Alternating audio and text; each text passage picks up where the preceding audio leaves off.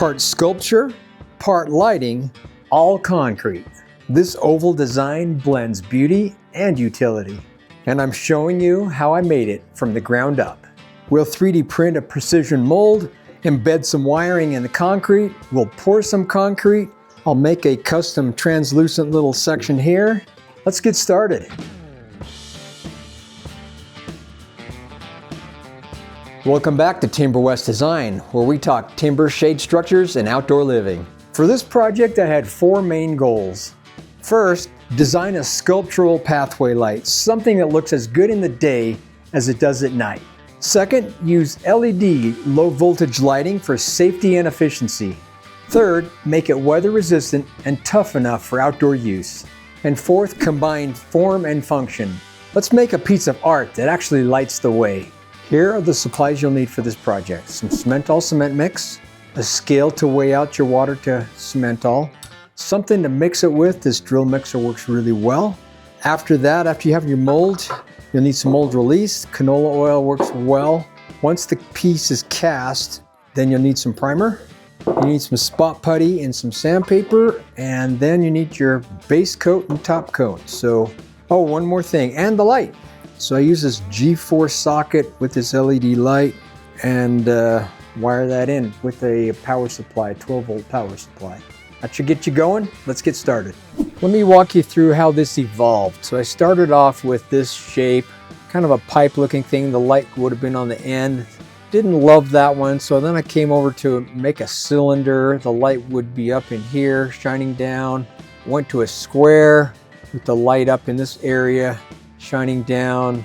Played with kind of a half circle. The light would be up in this thing, this concave area, shining down.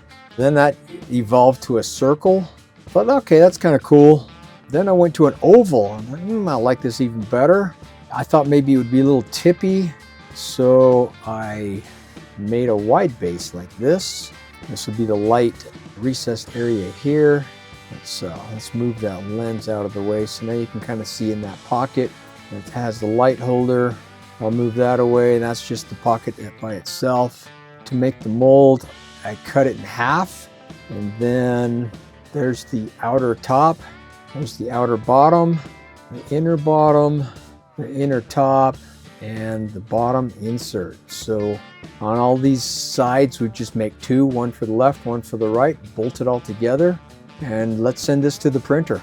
I love it when my digital creation comes to life in 3D. This 3D printer is amazing. I love these cool molds that it makes, and it's been busy, so we're gonna have some fun putting this together. The 3D printer has been very hard at work. We have 9 total molds here. It's a lot of printing, but our next step now is to put mold release on here. So we're gonna get our little mold release box. I'll put my part in here, and I just spray a little of this canola oil and take a foam brush. Just make sure it's all spread nicely. Just a light film is all we need. And I'll do that to all the parts, and we'll start assembling this mold.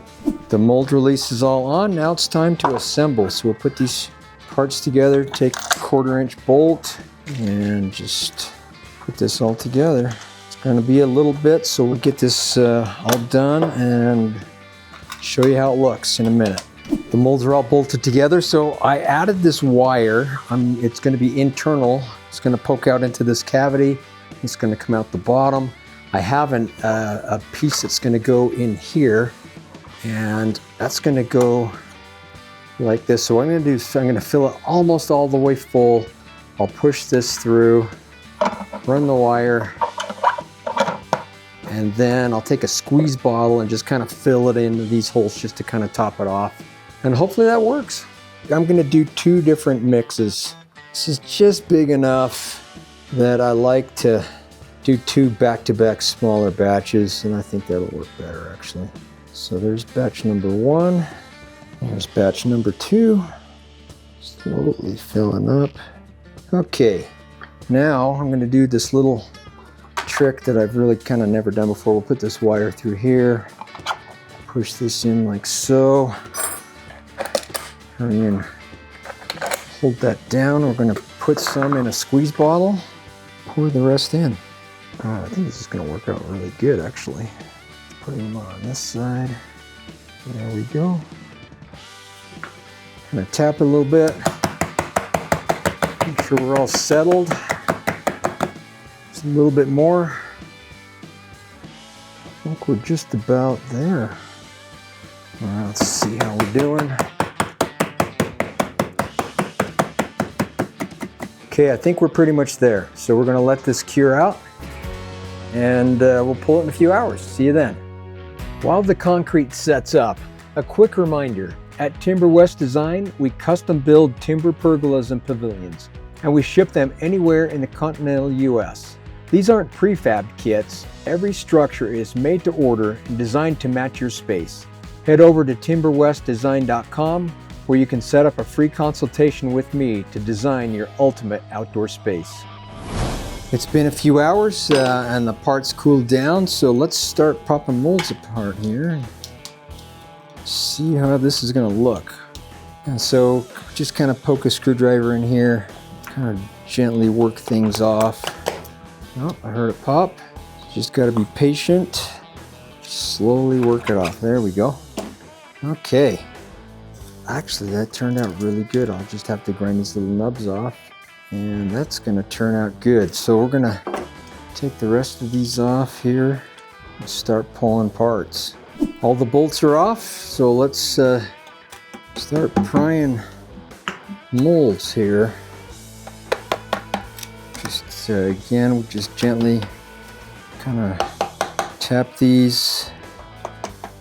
This is going to come off soon. Okay, there we go. It's wanting to go a little bit more here on the side. There we go. All right, that's one side. Now we can just kind of tap this flange. Get this one going. There's that one. Bottom one's going to come off easy. There's that one. That one. Okay, this is going to be a little trickier. So we're going to have to work these off. Just have the bottom two sections left. Okay, that one popped off good. One more. This should go easy. Hey, there we go. So we got the taper this way, got the oval this way. I like it. The light is going to go in here. We're going to put the lens in that recess. The wire looks like it was perfect. I got the pocket here for all my connections this way, so we're looking good.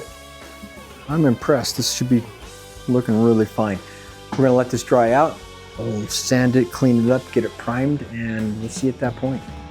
I want to thank this week's sponsor, Pale Blue Batteries. You know, I like nice high-end flashlights, and you know what powers my flashlights? Pale Blue rechargeable batteries. What I like about them is I can take a power bank on the go. There's a USB-C port right on the battery. I can plug it in, charge on the go. Pale Blue batteries, they're awesome. This part's had some time to dry out, so now it's time to start sanding. This is really clean, so just some of the parting line edges, just take some sandpaper and just get it so it's smooth to the feel. If you want to take a block, you can take a block on some of the areas. It just kind of depends on how much needs to be sanded, but we're going to go through this thing, sand this whole thing till it just feels smooth. You don't feel any bumps at all. And then we're going to take it to the paint booth and do a first coat of primer. Okay, we're ready for the primer coat. So the key here is light coat. So we just want to go around this thing, cover it all, do a light first coat, and then once it flashes off, we'll come back and do a heavier second coat, and then let it flash off again. We'll do a heavy third coat again, kind of see how it looks. If it needs some more, I will put some more on there. If not, we'll let it dry and we'll go to the spot putty step.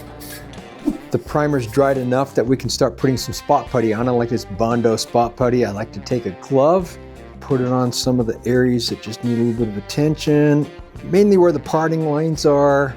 Parting line on this face is going to need a little bit of attention. So what we'll do is just kind of go through, go around this, let it dry. I'll sand this whole thing with 150 grit sandpaper, and we'll get to the top coat paint soon. So this next step is putting a base coat color down. The top coat needs a good base coat color, so we need to cover all of the primer and the spot putty so it's all a uniform brown color.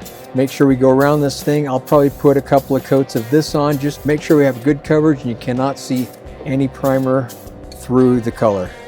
It's time for the first top coat layers. So what we're going to do here, I want good even coverage, but I want to just go around it, not too heavy, just a little bit of coverage all the way around. Check it, make sure there's no light thin areas, and then we'll let it sit for about 30 to 60 minutes and I'll come back for the second coat. We're back for the second coat. What we're going to do here is similar to the first coat, just go through it and just make sure we got a nice even coverage. This doesn't take a ton of material to put on here, but just cover, make sure everything's got a good coat on it, and we'll let it dry overnight. The paint job turned out amazing. I'm super happy with this look.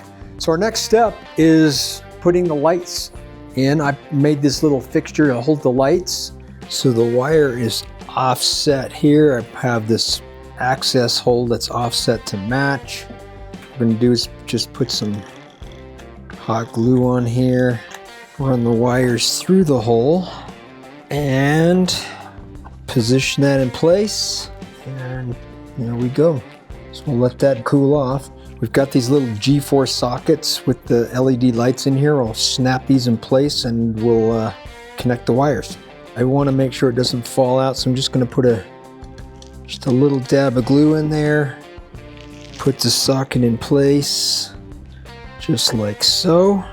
We'll let that cool off and I'll do the other side, and then it'll be time to connect the wires together. So I've got the heat shrink tubing. I will slide over here like so. That way we'll connect them all, or solder them all together, and then we'll heat shrink the tubing over that joint, and that'll be nice and sealed. So I got my shrink tubing over the joint. Now we're just going to take a heat gun, put it on here, and you'll see it's just going to shrink right down over that joint and make a nice tight seal. This shouldn't get wet. You'll see when we put the lens on it. This should stay dry, but just in case, I just want to make sure that this is nice and protected solder joint. I 3D printed this translucent lens. The lights are in place, the wiring's all tucked in. We'll just kind of position this in place. It just kind of snaps in, just like so. All right, we are ready to plug this in. So I wire on the bottom. This is temporary. You can do a couple things. You can have a pigtail come out and do those kind of wires where it bites into the main lead wire, or you can do some hard wiring. Either way, whatever makes sense for you. So let's tip this up, see how this thing looks.